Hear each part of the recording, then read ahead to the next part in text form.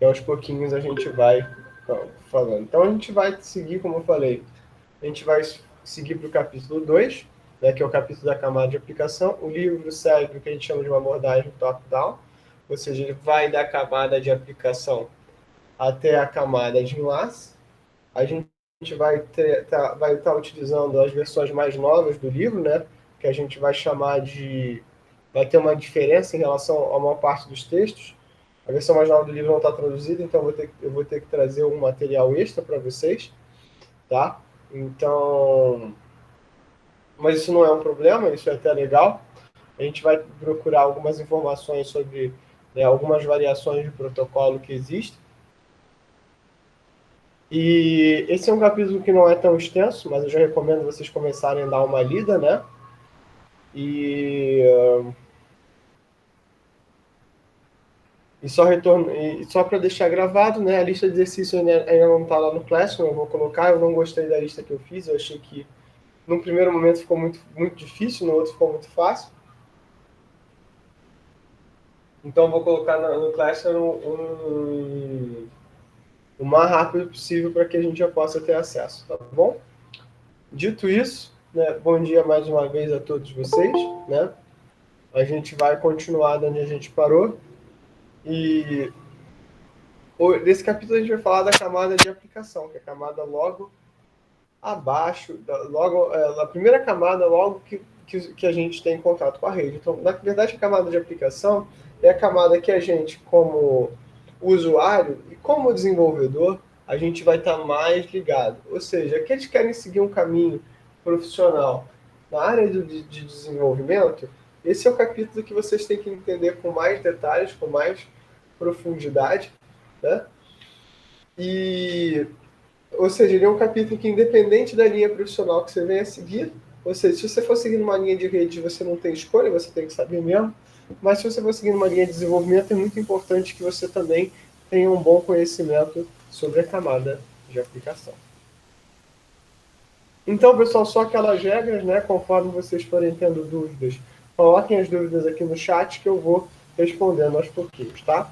Então, a gente vai ver quais são os princípios de aplicações da rede, a gente vai falar um pouquinho sobre a web e o HTTP. A gente vai trabalhar um pouquinho com a questão do File Transfer Protocol, né, o FTP, um pouquinho sobre o correio eletrônico, vai falar sobre o DNS, que é muito importante. Compartilhamento de arquivos peer-to-peer, vai falar um pouquinho sobre programação de sockets, e a gente pode ser que a gente tenha um trabalhinho, né, de programação agora já nessa segunda parte, dando continuidade ao que a gente viu. Muitos de vocês foram meus alunos, né, em Comp, então a gente vai usar alguns exemplos ao longo desse capítulo falando sobre o Flask, mostrando como é que o Flask, na verdade, se vale das premissas do HTTP. Tá? Então a gente vai usar para rever essa questão. Então, o nosso objetivo vai ser conceitual, né, mostrar aspectos da implementação desses protocolos, ou seja, do quanto isso é importante, falar sobre modelos de serviço para camadas de transporte, falar um pouquinho sobre o paradigma cliente-servidor e o paradigma peer-to-peer e aprender sobre os protocolos, né, mais recentes. Né. Então a gente vai ver, na verdade, não só HTTP, mas uma variação do HTTP chamada HTTP Quick, que é uma nova variação que a gente está chamando de HTTP 3. Então, isso não tem no livro, eu vou ter que trazer a parte, tá? Mas não tem problema.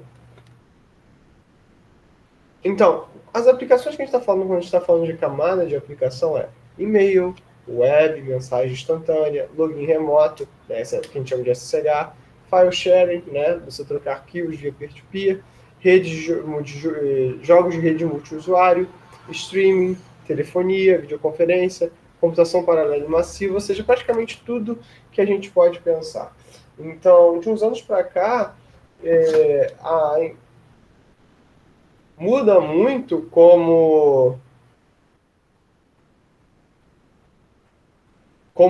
a gente utiliza a nossa interface de comunicação, como é que a rede muda como a gente vem pensando as questões. Né? Então, quando eu estava na idade de vocês, estava estudando, estava na faculdade, dificilmente você teria uma aplicação que fosse 100% na web.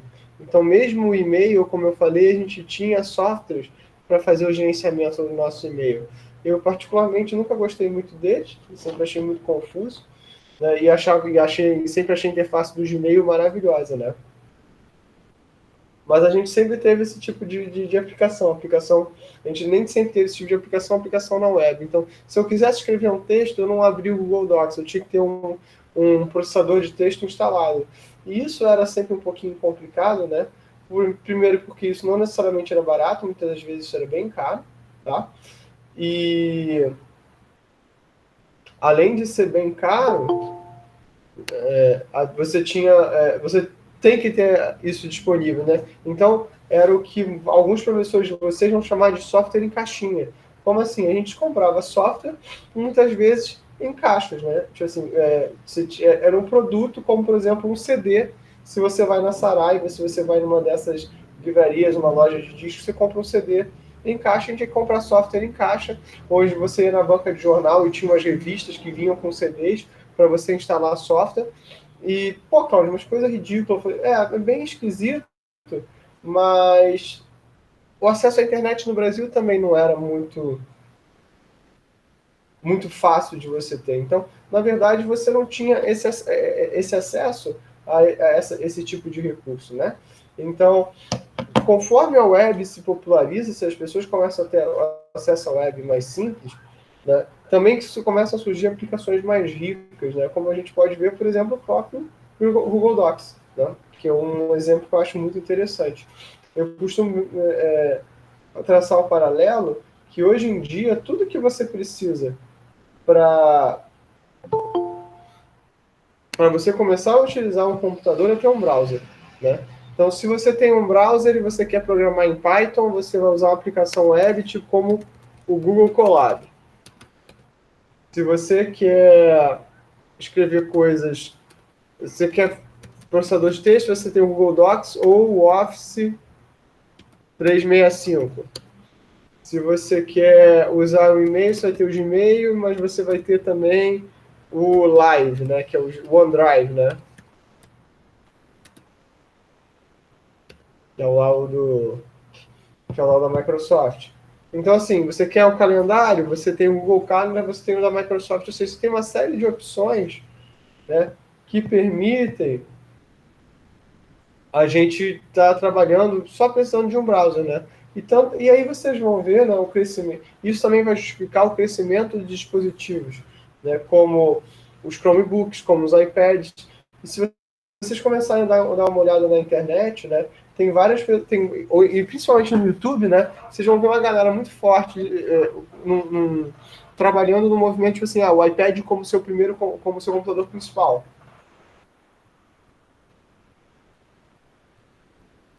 E isso é interessante, né? Porque, na verdade, isso vem apoiado nessas aplicações mais ricas da rede. Ou seja, e quando o Google lança, por exemplo, os Chromebooks, se eu não me engano, é 2010, 2012, eles já vinham falando isso. Inclusive, tem um modelo que era o primeiro modelo de Chromebook, ele tinha 12 polegadas, era uma coisa conceitual, bem interessante. E a grande crítica era justamente que você precisava da internet o tempo todo, né? E hoje em dia você não ter internet é que é o esquisito.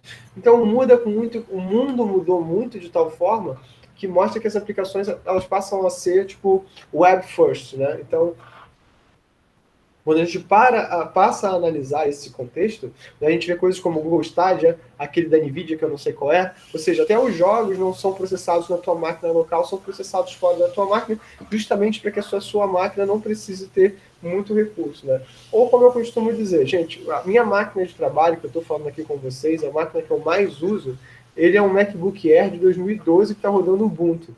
Então, assim, e 90% do tempo ele me atende super bem. Ele me atende, eu consigo utilizar a internet, eu consigo escrever, eu consigo programar. Não é a melhor máquina do mundo, não tem o melhor desempenho do mundo, mas para coisas triviais, ela me atende muito bem até hoje. Estou falando de uma máquina que tem 8 anos de idade. Então, né, isso porque grande parte das coisas que eu faço é baseado na web. Então a web passa a ser esse ambiente rico que a gente tem para trabalhar, tá? Então, quando eu digo que eu estou criando uma nova aplicação para a rede, na verdade eu estou escrevendo um programa que vai executar sobre diferentes sistemas finais, e aqueles que fizeram o Comp 2 comigo, né? A gente viu, né? E, na verdade, eu acho que é muito interessante o approach que eu dou em Comp 2, que vocês têm um approach já baseado na web, mas porque vocês têm que... Então, para vocês que fizeram Comp 2 comigo, alguma das coisas que eu vou falar hoje, eu, tipo, conversei um pouquinho sobre vocês quando eu estava falando sobre o Flask, né? O Flask é um micro framework, para quem não sabe, é um micro framework para Python, que ele implementa as chamadas HTTP, que a gente vai ver o que isso é, para você ter um servidor web funcionando, uma aplicação web funcionando. Então, uma aplicação web nada mais é do que um programa que vai executar sobre diferentes sistemas finais e que vão se comunicar através da web, de uma rede, né? Onde essa rede, né, vai ser a web. Então, a web, o software de servidor web, que vai se comunicar com o software do browser. Ou seja, eu vou ter um servidor que vai trocar mensagens com o teu browser. Então, o que é um browser? O browser, na verdade, vai ser uma aplicação que ele vai receber mensagens de um determinado tipo de protocolo e ser capaz de interpretar e visualizar as mensagens. Por um acaso, a gente escolheu como formato da web o formato que a gente vê na web é HTML, Hypertext Markup Language, né?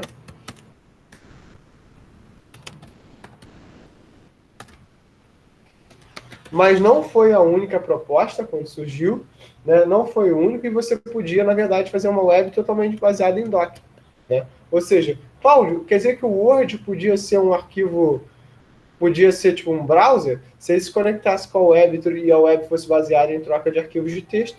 Sim, você poderia fazer isso. Na prática, o que o Google Docs é? O Google Docs é uma aplicação que ele dinamicamente monta páginas web para você, mas que parece texto para a gente. Mas na prática, tudo que ele está fazendo é gerando código HTML. E para vocês terem noção de como isso é interessante, o próprio Word exporta direto para HTML. Então você pode transformar HTML em doc, doc em HTML, justamente porque tanto o Word quanto o HTML são só linguagens de marcação para mostrar alguma coisa. Poxa, Cláudio, que coisa bizarra. É como a gente faz. Como eu falei para vocês no capítulo 1, não existe nada na web que não seja troca de arquivos. Ou seja, se você está vendo uma página, se você vai estar vendo um documento, na verdade tudo que você fez são coisas que você baixou. Cláudio, mas eu estou falando com você que via essa aplicação de voz e vídeo. Eu estou baixando arquivos? Sim. Eu estou mandando voz para o meu computador, o microfone do meu computador pega, transforma minha voz, que é analógica em digital, manda as mensagens para vocês, e vocês estão ouvindo isso quase que em tempo real. O atraso é imperceptível. Pô, Cláudio, mas então o que está acontecendo? Na verdade, você está me dizendo que o Google Meet ele é tipo o meu WhatsApp? O Google Meet ele é bem parecido com o teu WhatsApp, só que ao invés de você tocar o áudio na velocidade, quando você quer, o Google Meet toca o áudio automático conforme ele vai chegando, tá? Então, a ideia é que que essa aplicação ela seja rica nesse sentido, né? Originalmente, nenhum software era construído para o núcleo da rede, ou seja, para os roteadores e para os switches, mas hoje em dia isso está mudando, com uma questão chamada Software Defined Networks,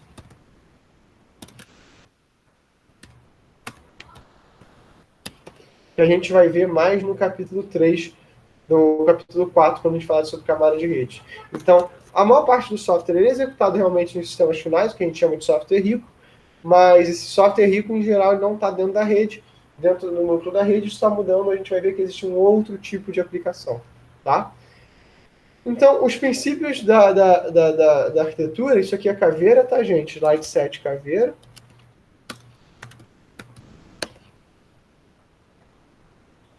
Os princípios da arquitetura vão ter 3 modelos de arquitetura para a gente, tá? O modelo número 1 vai ser o cliente-servidor, que eu vou explicar. O modelo peer-to-peer e uma arquitetura híbrida, né? Então, a arquitetura cliente-servidor ela é, de longe, a mais comum, a mais tradicional, tá? Onde eu vou ter um hospedeiro sempre ativo. Eu já vou explicar o que isso significa. Com endereço IP permanente, também não é uma verdade absoluta, que fornece serviço solicitados pelo cliente. Então, o servidor, na verdade, ele é uma máquina, ele é uma aplicação que tem como objetivo estar buscando, né, sempre atender às requisições de um determinado cliente. Então, o que isso quer dizer? Ele é uma máquina que tem um serviço, né, que atende requisições. Então, por exemplo, quando vocês estavam programando lá em Python, né, e vocês rodavam, né, o comando python main.py lá da aplicação de vocês, né, quando vocês começavam, o programa ficava rodando, na verdade, o que o Python fazia, né, o Flash fazia? Ele iniciava um servidor web que ficava esperando requisições HTTP da página que vocês montassem. Então, na verdade, né, o que a gente chama hoje de back-end, na verdade, é um servidor que, dada alguma ação que acontece no front, responde a essa medida. Então, na verdade, quando eu falo em arquitetura cliente-servidor, eu estou falando de uma unidade que eu tenho dois elementos, né? O servidor esperando uma requisição e o cliente fazendo essa requisição. O cliente se comunica com o servidor, podendo ser conectado intermitentemente, ou seja, eu posso estar com a aplicação aberta ou não. Pode ter um endereço IP dinâmico, na verdade, tanto o servidor hoje como o IP, eles têm endereços IP dinâmicos, eu só preciso garantir que eu consigo achar ele. E eu não preciso necessariamente me comunicar com outros clientes, ou seja, nisso, na verdade, é interessante que o cliente, em geral, se comunica como servidor, né?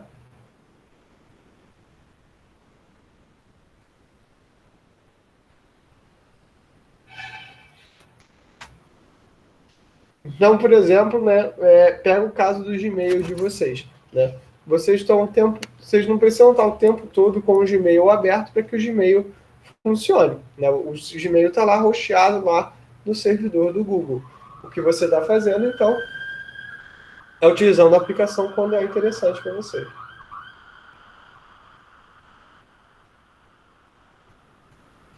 Como eu falei, é o modelo mais comum, é como mais a gente atua, mas isso tem alguns problemas um pouco graves, como, por exemplo, o problema que a gente tem de escalabilidade, né? Por exemplo, se eu tenho Pensar na seguinte situação. A gente pode pensar o modelo cliente-servidor como o modelo que a gente tem, por exemplo, em sala de aula. Como assim, Cláudio, o modelo que a gente tem em sala de aula? O modelo cliente-servidor, a gente pode pensar ele como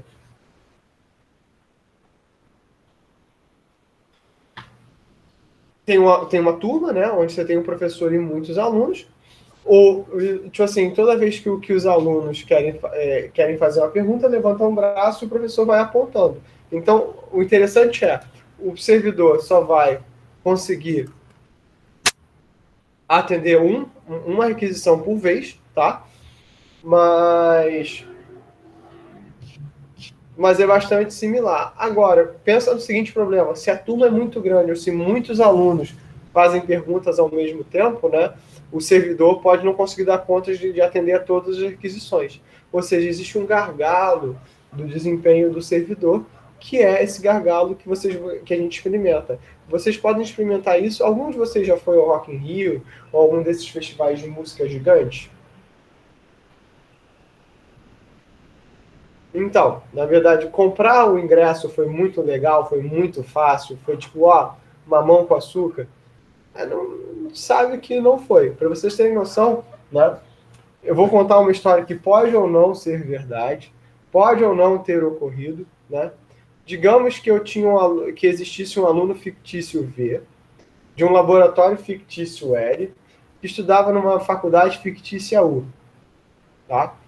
Um professor fictício C um dia chega no seu laboratório fictício L e acha um aluno fictício V que diz a seguinte frase: Caraca, C, estou aqui desde as 6 horas da manhã, eu estou com o meu computador, uma máquina virtual no meu computador, peguei 3 máquinas do lado, estou com 3 máquinas virtuais em cada uma delas, ou seja, estava com 8 máquinas, estou tentando acessar o site do Rock in Rio para comprar o ingresso e não estou conseguindo. Aí eu virei assim, meu Deus do céu, é muita vontade de assistir. E assim, na verdade, O que acontece é o seguinte, tinha tanta gente querendo acessar o site do Rock in Rio que os servidores simplesmente não aconteciam. Cláudio, mas por que que isso acontece? Porque o pessoal lá de rede é ruim, o nego não sabe o que está fazendo. Não é isso não, né? O pessoal não tinha noção da dimensão do serviço, né, que estava sendo prestado. E aí não consegue dimensionar realmente a demanda. Ou às vezes assim até consegue, e na verdade isso é uma estratégia até de marketing, né?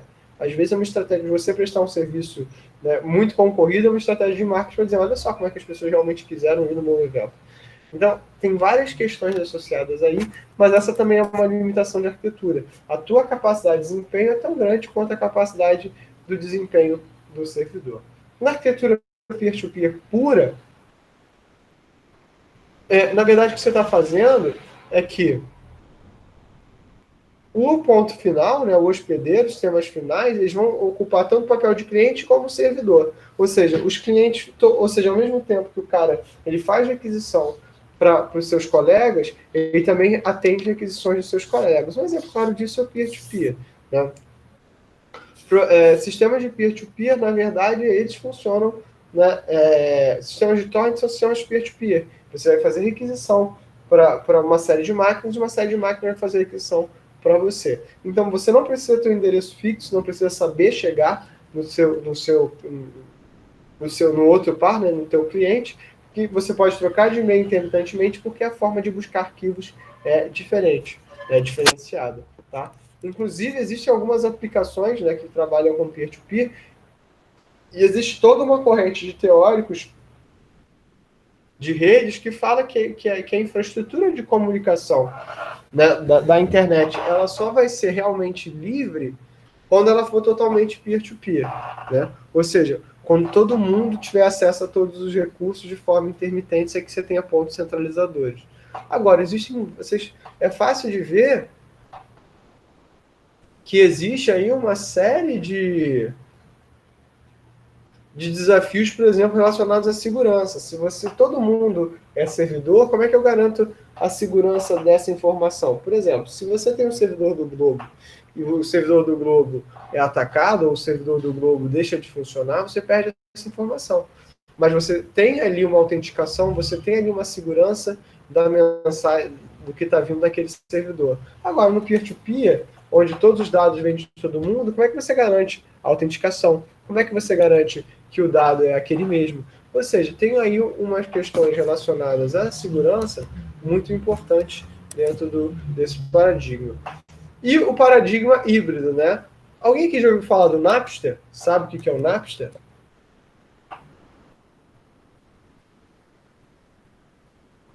Não? Não, tá, beleza. O Napster era o peer-to-peer do começo dos anos 2000. O Napster ele foi a primeira grande plataforma de troca de arquivos compartilhada e, na verdade, mas do Metallica vocês já ouviram falar, né? A banda Metallica. Claro, é muito forte, Gustavo. Claro, é muito forte. Mas, assim, o Metallica, assim, é uma banda que eu gosto muito, mas no começo dos anos 2000, eles travaram uma guerra contra o Napster, né? Justamente porque, na verdade, na época do Napster, as pessoas começaram a compartilhar música pelo Napster e o Metallica nessa época falou, cara, como assim, né? Tipo, isso era um negócio... Entenda, né? O Metallica, ele estava do outro lado de um processo que era extremamente novo, né? Como é que as pessoas compravam nos anos 90 música? Ou você ouvia na rádio e você gravava uma fita cassete enquanto a música estava tocando, ou seja, era um desafio físico o negócio, tá? Você tinha que, tipo, para você gravar umas fitas com as músicas que você gostava, você tinha que ficar sentado ouvindo rádio o dia inteiro e gravando umas fitas demo toscas, com a qualidade extremamente baixa, enquanto tocava no rádio, tá? E isso era muito ruim. E as pessoas não viam isso como pirataria, viam isso como sei lá o quê. Mas quando surge o Napster, você passa a trocar arquivos pela rede de alta qualidade a custo zero. Ou seja, por que eu compraria um CD se eu poderia baixar do Napster? Aí o Metallica falou assim, pô, você vai acabar com as vendas, né? Não que, na verdade, o Metallica ganha dinheiro com CD, né? O Metallica ganha dinheiro com show. Né? Qualquer banda ganha mais dinheiro com show do que com CD. Mas, na verdade, por exemplo, hoje em dia você não vai ver gente vendendo 150 milhões de cópias de um disco, entendeu? Como vendia antigamente, assim, ou grandes artistas mundiais vendendo horrores, né? Vendendo que nem água. Porque, na verdade, mudou o formato de comércio. Quando foi a última vez que vocês compraram um CD? Né? Ou compraram, ou consumiram uma mídia física? Faz muitos anos que eu não consumo uma mídia física de alguma coisa. O máximo, uma última vez que eu comprei alguma coisa, eu comprei via iTunes. Né? Mas isso há muitos anos. Hoje em dia, uma parte das pessoas vê Spotify. Se vê, né? Muita gente, na verdade, acessa a música via YouTube, né? Pelo canal das bandas. Então, assim, essas são coisas que mudaram, né? Mas nessa época, o Metallica estava nessa forma. Ei, calma aí, eu vendo meu CD, eu produzo, eu faço isso, eu tenho um ritmo, o cara vem compartilhar minha música, eu não ganho nada. E a verdade era um momento diferente, né? Então o Napster, ele tinha uma arquitetura, ele tinha uma arquitetura que permitia, né, que ele fosse híbrido, né, que a troca de arquivos entre elementos era descentralizada, mas como buscar onde estavam esses arquivos era ser centralizado no servidor da Napster, né? E a Napster não surgiu como uma empresa de pirataria, tá? Para você trabalhar com pirataria, mas realmente de troca de arquivos, né? Tipo assim, legítimo. Mas, gente, é aquela coisa, se você pode trocar qualquer arquivo, por que você não vai trocar música? Por que você não vai trocar vídeo? Por que você não vai trocar, por exemplo, jogo? E é nessa época, começo dos anos 2000, que tem o boom, né, da troca de informação, o boom da troca de arquivos. E o Metallica foi pego para vilão nessa época justamente porque ele falou, não, calma aí, vou processar esses caras. Como assim estão dando a minha música sem o meu consentimento?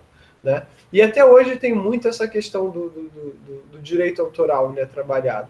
Então existe uma corrente muito forte filosófica dentro da internet falando que a questão do direito autoral é um absurdo, isso não deveria existir. Né? Ao mesmo tempo,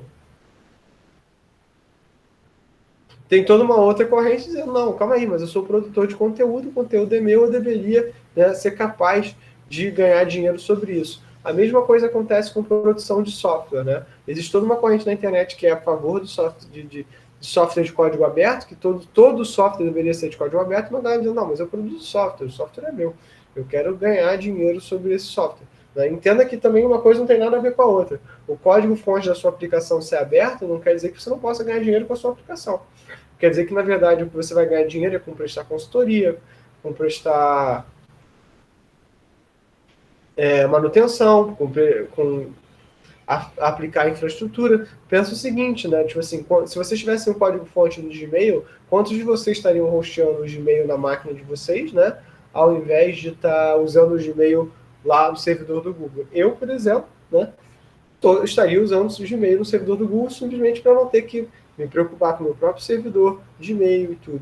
E na prática, vocês podem sim ter um servidor de e-mail. Se vocês comprarem um domínio, né, vocês vão ver que, por exemplo, tem domínios que vão ser $5 por ano. Né? Eu estava vendo ontem um plano de um domínio na internet que era $5 por ano para você ter um domínio qualquer coisa, .xyz. E eu falei, pô, beleza, $5 por ano é tranquilo. Então, com um domínio a $5 por ano e a tua própria infraestrutura de comunicação, você poderia ter o seu próprio servidor de internet, você poderia ter o seu próprio servidor de e-mail, você poderia ter o seu próprio servidor de qualquer coisa que você quisesse.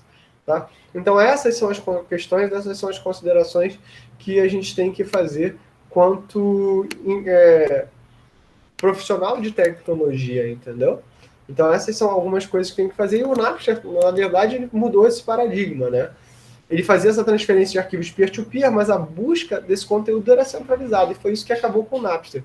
Quando você sai dessa arquitetura híbrida do Napster e vai para a arquitetura totalmente peer-to-peer, que a gente tem de emule, de torrent, de amule e afins, assim, ficou muito mais difícil pegar essa pirataria, né? E claro também que conforme o tempo foi passando, as pessoas foram ficando mais,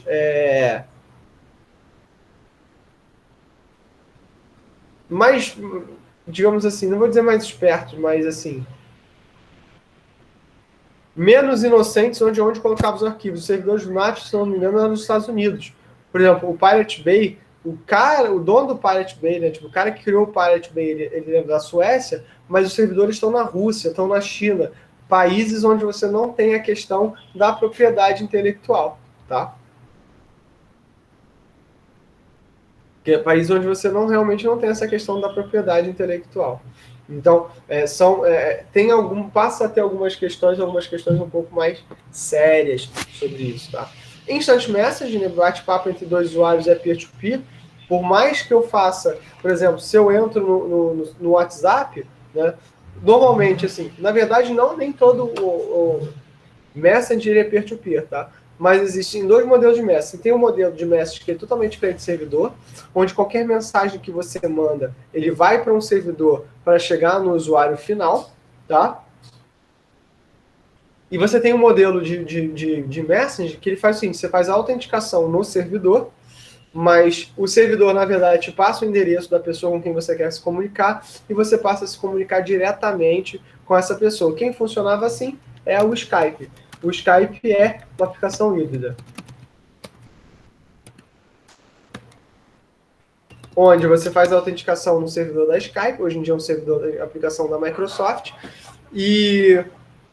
mas as conversas via Skype eram diretas entre dois pontos da rede. Então o Skype era um exemplo de aplicação híbrida e era um dos grandes segredos de por que o Skype funcionava tão bem, tá? E, inclusive, isso tem um caso em 2006, se eu não me engano, a gente teve um grande debate na Microsoft. A Microsoft veio para o Brasil, né, a Microsoft Research, e eles vieram dar uma palestra na UFRJ falando justamente sobre o cliente de comunicação da Microsoft, que na época não era o Skype. A Microsoft não tinha comprado o Skype ainda.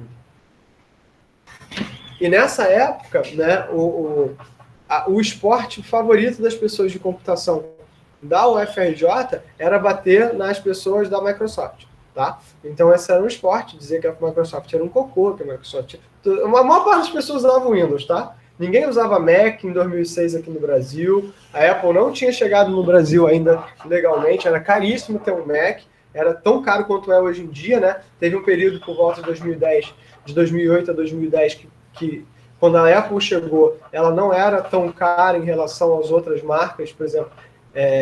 Vocês têm noção, quando o meu primeiro MacBook, eu comprei ele em 2010, se eu não me engano.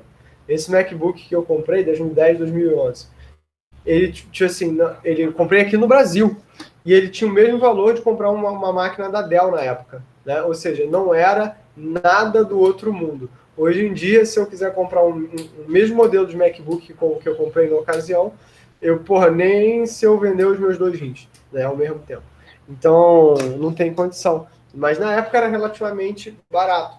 Então, mas não tinha se popularizado hoje as pessoas terem MacBook como dentro do ramo da computação como era, né? Então, Linux sempre foi um sistema operacional de nicho, não é todo mundo que estava utilizando, então uma parte das pessoas usavam o Windows, mas ainda assim o esporte favorito de todo mundo era bater na galera da Microsoft.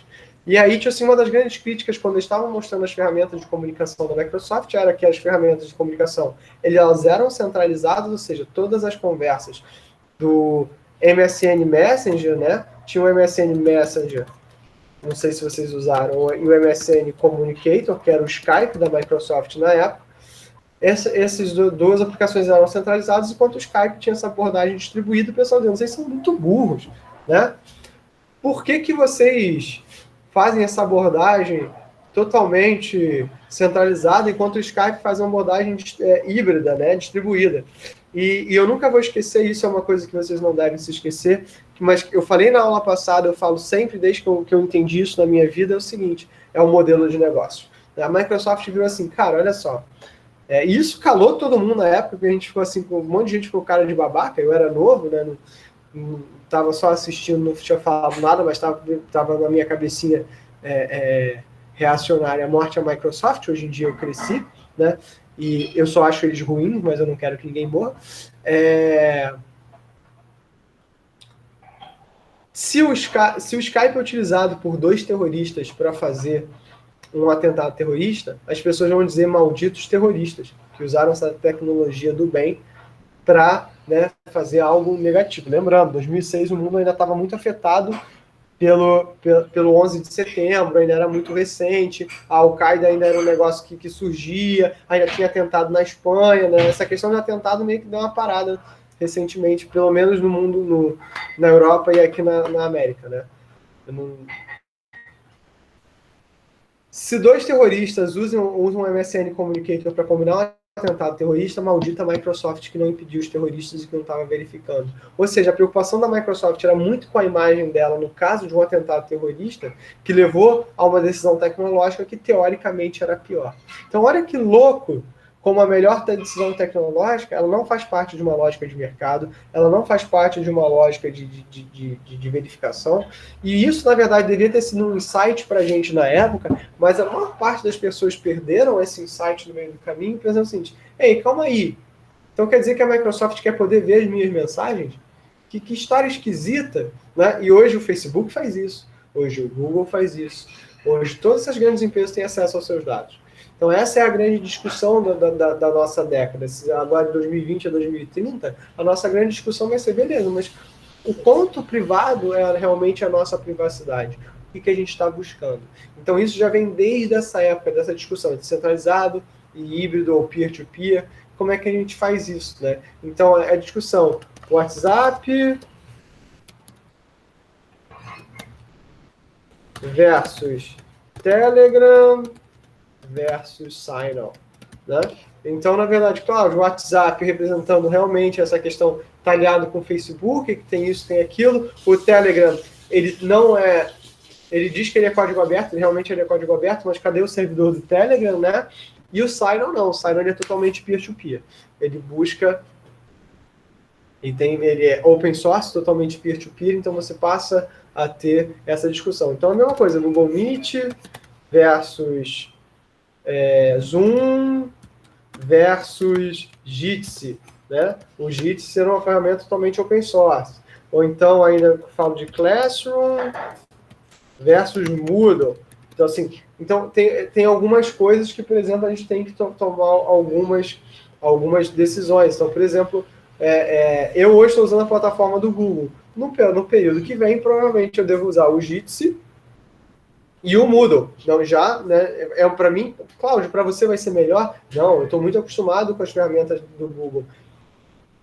Mas talvez seja uma decisão ética e moral de você sair de uma plataforma que é apoiada por uma grande empresa que teve comportamentos éticos discutíveis no passado, né, para você explorar uma abordagem que é open source, que é gerido pela própria universidade, que está dentro desse mesmo contexto. Sentirei muita falta, né, de ser fácil gravar os meus vídeos para colocar no YouTube, mas a vida é essa aí. A gente, na verdade, né, tem que fazer concessões em função de coisas, ou então o que eu costumo brincar, né, eu costumo realmente pregar que você, como desenvolvedor, se você sente falta em algum software que ele é open source, por que você não contribui para essa aplicação? Por que você não contribui para esse projeto, né, de código aberto?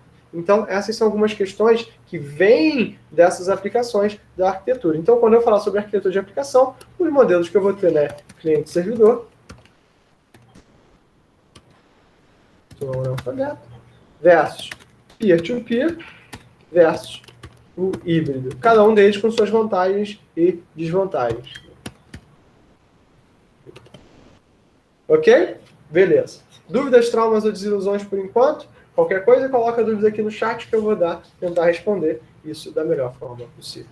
Então, né, toda a comunicação é feita através de processos, e um processo vai ser um programa executando um hospedeiro na tua máquina local, e dentro de do mesmo hospedeiro, dois processos vão poder se comunicar utilizando uma comunicação interprocesso, definido pelo sistema operacional. Ou seja, dois programas eles vão se comunicar dentro do teu sistema operacional usando mensagens, né, de sistema operacional. Quando você programa uma aplicação para Windows, ou para Linux, ou para Mac, você tem essas chamadas de sistema, né? Porque todos os programas que vocês fizeram até hoje foram programas modo texto, né? Isso é muito claro, quando vocês programaram em C, você usa bastante essa questão da comunicação interprocesso, né? Mas quando eu estou em diferentes hospedeiros, eu vou me comunicar por volta de outros tipos de mensagens, né? Mensagens definidas por protocolos, E eu vou ter o processo cliente, e o processo cliente vai ser o processo que vai iniciar a comunicação, enquanto o processo servidor vai ser o processo que vai esperar ser contratado. Ou seja, nota que a diferença entre cliente e servidor é quem inicia a comunicação. Ou seja, se eu inicio a comunicação, eu sou cliente. Se eu respondo à requisição, eu sou servidor. Ou seja, o servidor do Globo.com está lá, funcionando 24/7, né? E o cliente, ou seja, o meu browser, ele vai até o servidor web, né, onde está rodando o www.globo.com, faz a requisição do conteúdo do Globo.com e faz a cópia disso para minha máquina. Nota o seguinte, galerinha. Nota que isso é extremamente complicado, porque, claro, você está me dizendo que eu baixo esses arquivos para minha máquina, e se esse arquivo for malicioso? Se esse arquivo for malicioso, você tem um problema. Então, todos esses spywares, vírus, trojans, na verdade, nada mais são do que arquivos que você voluntariamente baixou para sua máquina. Cláudio, mas eu não queria baixar um vírus. Mas você foi numa página que tinha aqueles arquivos executando de forma maliciosa. E aí você pediu a requisição, baixou. Pô, mas o protocolo não me defende disso, e aí é a questão que vocês devem se preocupar. Quando os protocolos foram pensados nos anos 80 e 90, eles foram pensados da seguinte forma: que legal se a web funcionar. Isso vai ser uma ideia maravilhosa. As pessoas não pensaram, né, ou não era o objetivo naquele momento, de que, na verdade, o bom comportamento da web poderia ser afetado por código malicioso. Inclusive, hoje em dia, um grande tipo de ataque... Quem é que já vai falar de criptomoedas?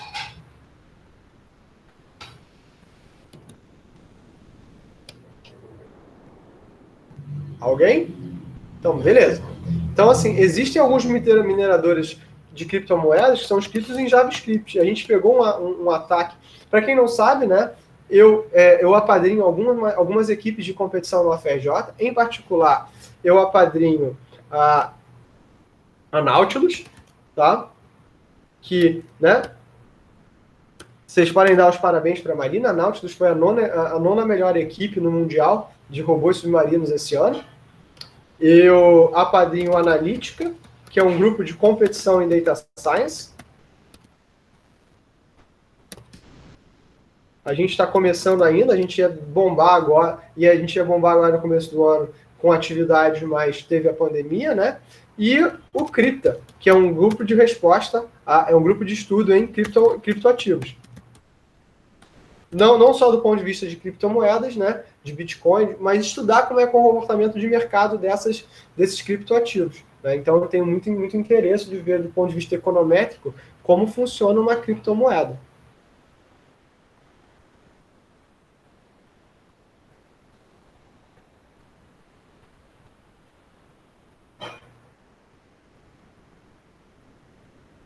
Então, na verdade, uma forma que a gente estava vendo, a gente notou de ataque, era o seguinte: dentro da UFRJ que a gente pegou e já eliminou essa ameaça, era o seguinte: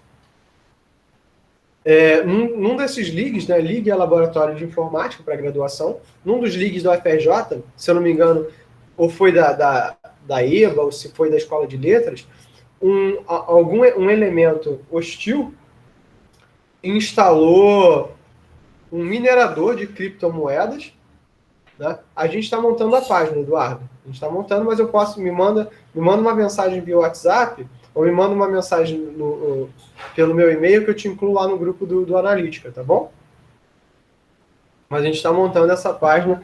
Eu vou, inclusive, entrar em contato com os meninos nos próximos dias. Tá. O cara, ele estava usando um minerador, ou seja, um software que usava um software escrito em JavaScript, um minerador de criptomoedas em JavaScript. O que esse software faz? Como é que funciona a criptomoeda? A criptomoeda, ela troca esforço computacional por valor. Então, na verdade, para você dizer que alguma operação vale algum dinheiro, na verdade, você tem um desafio do ponto de vista de processamento que você tem que fazer. Uma operação que, na verdade, é calcular um hash criptográfico.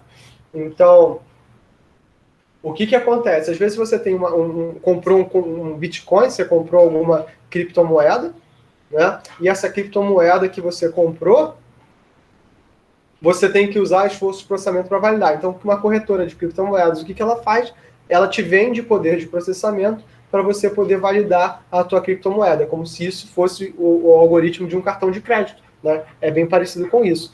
Então, na verdade, o que muita gente faz quando diz que minera criptomoeda é pega uma porcentagem do valor da transação para o cara. E isso é um negócio, tá, gente? Então, em muitos lugares do mundo, se você vai no Canadá hoje, você pode vender criptomoedas, e ao vender esse poder de processamento, né, você ganha dinheiro. Isso que empresas de corretagem fazem. E o que o cara está fazendo é usando a UFRJ como uma empresa de corretagem de criptomoedas, usando, né, os servidores do Lig, né, através de um código malicioso em JavaScript que ele instalou nas máquinas do Lig. E por que era difícil de pegar esse negócio? Porque o aumento do consumo de energia ele não era perceptível, porque a UFRJ paga energia em cota. Então, se a máquina está processando intensamente ou não, isso é ruim para a saúde da máquina, mas do ponto de vista da conta de luz da universidade faz pouca diferença. Mas o cara está fazendo um procedimento ilegal.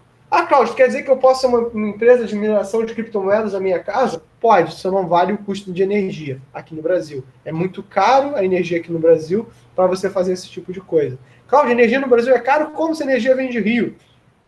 O Brasil é um país muito grande e o grande custo do Brasil em termos de energia não é em relação à energia gerada em si, mas a distribuição de energia. Ah, Cláudio, mas você falou que no Canadá, o Canadá também é grande. É, mas o Canadá, a questão da energia no Canadá é diferente. Cada província no Canadá tem autonomia para lidar com uma matriz energética da forma que for preferir. Então, em Quebec, né, você pode, a fonte principal de energia são os rios, exatamente como o Brasil. Só que Quebec é muito menor do que o Brasil como um todo, a energia lá é vinda dos rios e eles gastam muito pouca energia com refrigeração. Então, eu visitei uma empresa de criptomoedas quando eu estive no Canadá no ano passado, e na verdade essa empresa de criptomoedas que eu visitei, como é que eles faziam o resfriamento, né, dos servidores? Durante o inverno eles simplesmente abriam dutos de ventilação para receber o ar gelado. Então isso economizava o dinheiro que eles tinham de resfriação. Então nota, né, que essa comunicação entre interprocessos ela pode ser explorada por um usuário malicioso. Tá? E essa comunicação ela é dada através de sockets, tá? Então o socket ele seria o análogo a uma porta, né? Onde, na verdade, o processo de envio vai mandar a mensagem através dessa porta e o de recepção vai receber através de uma mesma porta. Cláudio, o que é uma porta? A porta é um marcador de um processo. Na verdade, a porta é um número inteiro que você vai apendar a tua mensagem, que vai ficar lá no cabeçalho da tua aplicação, que diz o seguinte, olha, esse processo pertence a essa aplicação aqui. Então, a porta, ela acaba que ela vai ser um determinador da tua, né, aplicação. Então, a porta é que vai permitir que, na verdade, dentro da nossa infraestrutura de comunicação, você tenha diversas aplicações trabalhando ao mesmo tempo. Tá? Então, na verdade, vai ser trabalho da API, a escolha do protocolo da camada de transporte e fixar alguns pequenos parâmetros da rede que a gente vai ver. Então, eu tenho um processo, eu tenho um socket, né, que vai ser controlado pelo resto da nossa pilha de comunicação, e aí toda essa mensagem vai ser transportada através da internet para um outro buffer de recepção, hoje a placa de rede do receptor, que através do socket é que vai chegar no hospedeiro. Então, o socket, né, vai ser uma camada, né, de software que eu vou ter entre o meu processo, entre a minha aplicação e a infraestrutura da minha máquina, tá? E a infraestrutura da rede. Então, para um processo receber mensagem, deve ter um identificador. Então, a gente vai ter um endereço único, que é o endereço IP, que é de 32 bits. Na verdade, isso é o IPv4, tá? Que vai ter 32 bits. A gente está chegando na época que a maior parte de nós usa IPv6, que vai ter 128. bits, tá? Então, se você quer saber qual é, por exemplo, se a gente dá um ping na nossa máquina 127.0.0.1, na verdade, o que você está fazendo é pingando a tua máquina local, tá? Aí você está pingando a sua máquina local e isso é um endereço no formato IPv4, tá? Mas se você for usando, verificar o IP que a sua operadora dá, a maior parte das operadoras hoje em dia já opera em IPv6. O endereço do IP vai estar executando a suficiente para identificar o processo? Não, porque eu posso ter muitos processos sendo executados no mesmo hospedeiro. Ou seja, eu posso ter a minha máquina que tem um endereço, mas então eu vou precisar de um endereço IP e um número de porta associado ao processo no hospedeiro. Então, por exemplo, se eu tenho um servidor HTTP, ou seja, se eu tenho um endereço de página como esse HTTPS aqui em cima, isso tem um número de porta associado. Então, o que vai identificar um serviço numa máquina é a soma de IP mais porta. Ou seja, eu vou ter 65.536 de portas disponíveis numa máquina, tá? Isso vai ser porque, na verdade, eu uso 16 bits para endereçar portas. E 2 elevado a 16 igual a 65.536. Tá?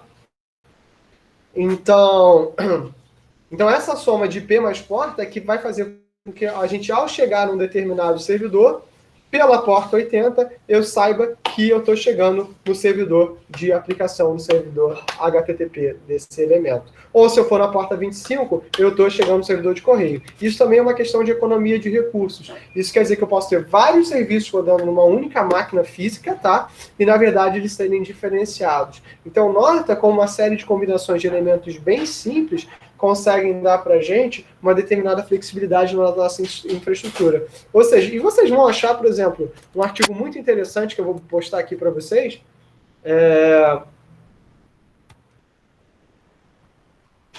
Development Server, $5.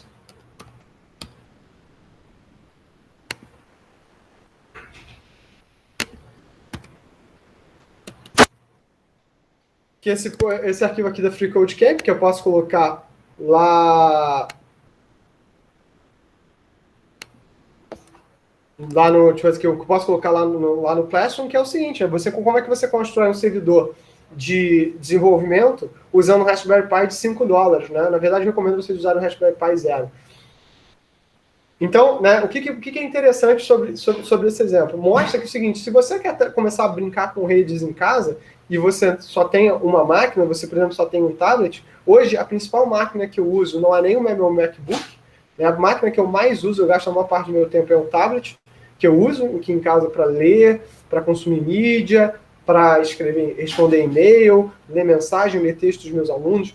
É um tablet, é um Galaxy Tab S5e, né? Então, se na verdade eu quiser usar só essa máquina para tudo na minha vida, inclusive para desenvolver, eu poderia usar através de uma aplicação chamada Termux, mas se eu quisesse separar isso e ter um servidor dentro da minha casa de desenvolvimento, eu podia usar um Raspberry Pi. O Raspberry Pi é uma máquina, é um que a gente chama de SoC, né? System on a Chip, né? Que é um computador completo embarcado num único chip e que ele é extremamente barato, né? Você consegue um Raspberry Pi 0W, ou seja, com uma placa de rede sem fio, aqui no Brasil por volta de R$100, tá? Então você conseguiria utilizar isso como servidor de aplicação e acessando remotamente. Inclusive, se você quer trabalhar com uma infraestrutura de rede na sua casa, que você mesmo quer montar a tua própria infraestrutura de rede, que você quer montar a tua própria infraestrutura de comunicação, que você quer, né, praticar isso, você pode comprar alguns Raspberry Pis por um valor bastante baixo, como eu falei, com R$300 você compra 2, 3 Raspberry Pi zeros e montar os diferentes servidores da sua de aplicação, servidores da tua infraestrutura caseira para você experimentar. Ah, pô, Cláudio, eu quero então subir, ter um Raspberry Pi dedicado para ser meu servidor web, para eu fazer as minhas coisas, as minhas aplicações web e testar lá. Beleza, você consegue. Ah, Cláudio, eu quero ter um servidor Raspberry Pi para eu trabalhar com processamento paralelo. Vou comprar uma série de Raspberry Pis e vou fazer um cluster Kubernetes. Você pode. Eu quero ter um servidor Raspberry Pi para ser meu servidor de e-mail de um domínio que eu comprei esse de $5 que você falei. Você pode. Então, essa é a grande questão. Inclusive, tem vários projetos muito legais na web sobre o uso de Raspberry Pis como, né, para processamento paralelo, processamento massivo. Isso é muito legal, né? E fica a dica, né? E tudo isso apoiado por essa infraestrutura de comunicação, essa infraestrutura de rede, tá? Então, isso é muito interessante, isso é muito legal, né? Então, o protocolo da camada de aplicação, né, como a gente viu, vai definir o tipo de mensagens trocadas de requisição e resposta entre os servidores, a sintaxe desses tipos de mensagens, isso aqui é caveira, né? Slide 14, caveira também. Falei agora que nem o Zacarias. Caveira, né? A semântica dos campos, ou seja, o significado de cada uma das informações, e as regras para quando e como os processos enviam e respondem mensagens. Esses protocolos são definidos nas RFCs e são recomendados para interoperabilidade. São o que a gente chama de protocolos de domínio público. E, gente, o grande experimento público que a gente tem hoje, né, de infraestrutura pública, é a web. O que faz com que a web seja gigante, o que faz com que a web seja realmente esse ambiente que todo mundo pode interoperar, é que esses protocolos são de domínio público. Aí eu volto mais ou menos na questão que eu falei no começo da aula, da importância que a gente tem que ter de ter padrões abertos para as coisas. Você pode ter protocolos proprietários? Pode. Eles funcionam? Funcionam. Eu já trabalhei em empresas que faziam protocolos proprietários. Já prestei serviço, né? Principalmente quando eu era estagiário, o meu laboratório já fez projetos com empresas que tinham seus próprios protocolos proprietários. Isso era muito legal, isso era muito interessante, mas o que hoje faz com que a web se popularize, que hoje a gente esteja falando, é que, na verdade, a gente está usando um protocolo que ele é público, um protocolo que ele é aberto, né, que está definido numa RFC. É o caso do HTTP. Imagina o quanto a web seria disjunta, o quanto a gente não estaria perdendo se cada empresa tivesse seu próprio HTTP proprietário. Existiram várias propostas de protocolos da camada de aplicação proprietária, mas eles não foram para frente. Tá? Então, só para vocês terem uma noção de como isso funciona, eu vou postar aqui a RFC do HTTP, tá? 2.0, que é o HTTP mais comum, que a gente usa hoje em dia, para que vocês tenham uma noção de como funciona o HTTP 2.0. E depois eu vou botar para vocês algumas, né, para vocês verem como é que o HTTP ele é mantido, tá? Então, assim, qualquer um pode ler, né, esse padrão, qualquer um pode entender, e a partir do momento que qualquer um pode ler, qualquer um pode entender, qualquer um pode implementar, e é nisso que a gente tem que se basear o tempo todo, tá bom? Né? Então, de qual serviço uma aplicação de transporte precisa, né? Na verdade, eu posso ter aplicações que vão ser sensíveis à perda de dados. Algumas aplicações, como por exemplo áudio, podem tolerar alguma perda, e vocês mesmos vivenciam isso, né, aqui na aula, né? De vez em quando a minha voz picota e tipo assim, atrapalha o entendimento, mas não impede que a aula continue, né? Outras aplicações vão exigir que a transferência seja 100% confiável, como por exemplo teu e-mail, você não pode perder um pedaço do teu e-mail, você não pode perder um pedaço do teu jogo. Algumas aplicações, por outro lado, vão exigir atrasos muito baixos para serem úteis, né? Por exemplo, não adianta jogar o joguinho de vocês com lag do joguinho, né? Porque senão vocês não conseguem jogar e ficam chateados. Claro, que sacanagem. E banda passante. Muitas aplicações vão exigir uma banda mínima, ou seja, um throughput mínimo, uma capacidade de transmissão efetiva, enquanto outras aplicações vão ser chamadas de elásticas e vão melhorar quando a banda estiver disponível a aumentar. Ou seja, né, por exemplo, quanto maior o teu enlace para transferência de arquivos, mais rápido a tua transferência acontece, mas isso não quer dizer que a tua transferência não seja possível se você não tiver banda, né? Então aqui nesse 2.16 é um quadrinho pegando algumas dessas aplicações, né? Então, ou seja, transferência de arquivos é elástica, e-mail é elástico, documentos na web são elásticos, vídeo é mais ou menos, não é elástico, vídeo armazenado, como por exemplo o YouTube, mais ou menos, né? Jogos interativos são muito pouco elásticos. Agora imagina o caso que eu sempre falo, videocirurgia, meu amigão, não dá para você ser tolerante à perda ou tolerante a atraso numa videocirurgia, ou como eu costumo dizer, tá? O robô tá lá com o bisturi cortando o maluquinho. Aí o médico diz, para de cortar, perdeu o pacote, você tem um problema. você tem um problema um pouco grave. Aí, claro, mas nenhuma aplicação é estúpida assim, eu concordo, nenhuma aplicação é estúpida assim. Mas experimenta você ter uma perda de pacote muito grande para tu ver o que vai te acontecer. Entende? Então essas são preocupações que a gente tem que ter o tempo todo quando a gente estiver desenvolvendo aplicações. E aí muda um pouquinho a preocupação do profissional de rede e a aplicação do profissional de desenvolvimento. A aplicação do profissional de desenvolvimento é o seguinte: que serviços a rede me provê que eu preciso ou não me preocupar dentro da minha infraestrutura, dentro da minha aplicação. E o profissional de rede é o seguinte: como é que eu garanto esses serviços que estão prometidos? Como é que a minha infraestrutura consegue ser segura o suficiente para eu poder ter esse tipo de aplicação? E aí, né, o que eu tem uma piada muito interessante com o pessoal de computação, que é o seguinte, né, que quando o pessoal de desenvolvimento faz um negócio, faz uma aplicação, todo mundo aplaude, né? Que legal, que bacana. Quando o profissional profissional de rede, por outro lado, a pessoa só nota quando a rede não está funcionando. Então, assim, fica, né, o nosso agradecimento a todo mundo que está trabalhando na infraestrutura nesse momento da pandemia, que é o que está mantendo o mundo funcionando. Se hoje a gente está conseguindo ter aula, e eu nem acho que a nossa aula, por exemplo, de rede, que é uma matéria que está sendo extremamente teórica, ela é muito diferente do que estaria sendo dado se a gente estivesse em sala de aula, tá? Eu nem acho que seria muito diferente, né? A gente hoje é possibilitado por essa questão da infraestrutura da rede. Né?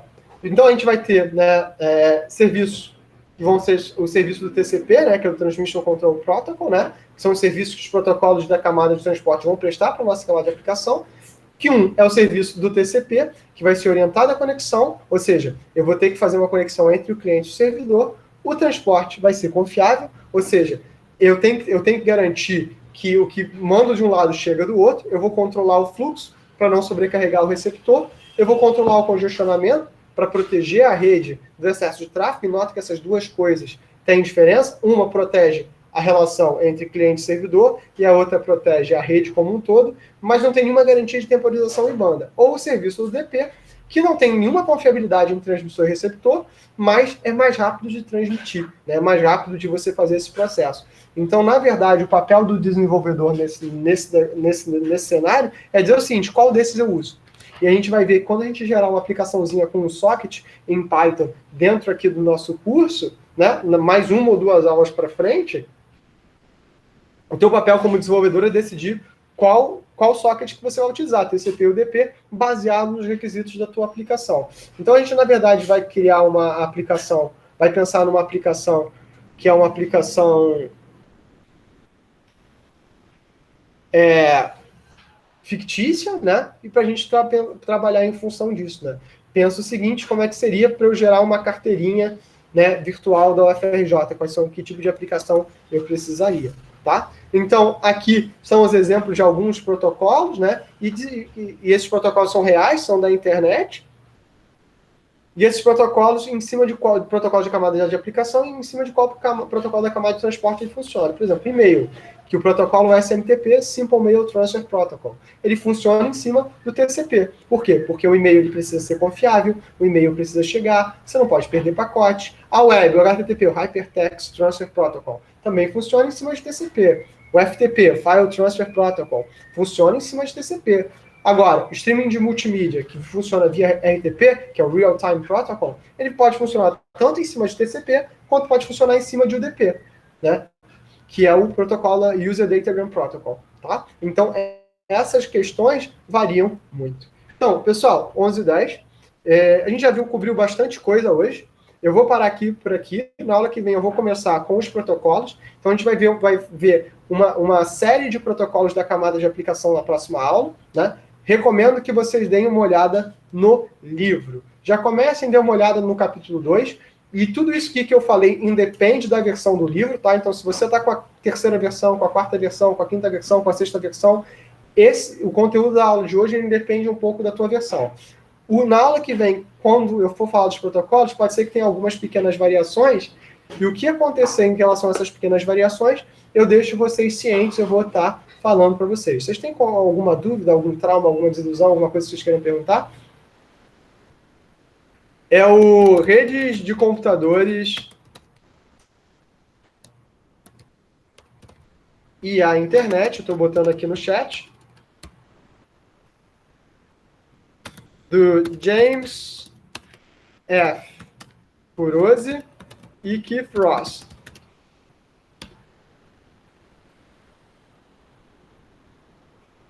É um livro muito bom, ele é muito bacana. Tem disponível na biblioteca do NCE, se vocês quiserem baixar a versão digital dele, da biblioteca do Minerva. Então, e isso fica a minha dica para vocês, para aqueles que não usam os serviços das bibliotecas da UFRJ. As bibliotecas da UFRJ elas são bastante, né, completas, elas têm bastante material. Nosso serviço de bibliotecas é realmente muito, muito, muito eficiente, tá bom? E outra coisa, né, só para não deixar, a gente deixar registrado, para quem não sabe, a UFRJ ontem fez 100 anos, né, como instituição. A nossa história é maior do que esses 100 anos, ela vem desde do Brasil ainda, Brasil Império, né, do Brasil Colônia. A gente, quando é fundado o primeiro prédio da UFRJ, que é a reitoria da Praia Vermelha, mas como instituição UFRJ, né, da forma que a gente entende hoje, a UFRJ ontem fez 100 anos. Então, hoje vocês já fazem parte dessa história. Parabéns para todos nós, tá? E continuemos a trabalhar na direção dos próximos 100 anos, tá bom? Então, senhores, se vocês não tiverem mais nenhuma dúvida, coisas que vocês queiram perguntar, trauma, dúvidas ou desilusões, eu hoje vou fechar por aqui, né, para que vocês possam ler. Eu vou me esforçar para terminar a lista de exercícios, para já colocar a lista do capítulo 1. Deve ter uma lista ou um trabalhinho associado a cada um dos capítulos, tá? Ou então uma lista e um trabalhinho. Ou seja, a lista, o capítulo que não tiver um trabalhinho bobo vai ter uma lista um pouquinho maior, mas nada gigante, tá?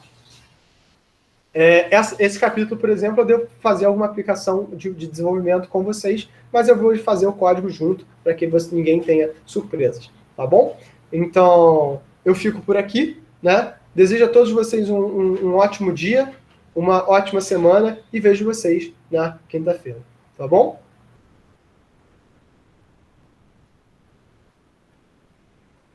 Até mais, pessoal. Até quinta, né? E dúvidas, só me perguntar.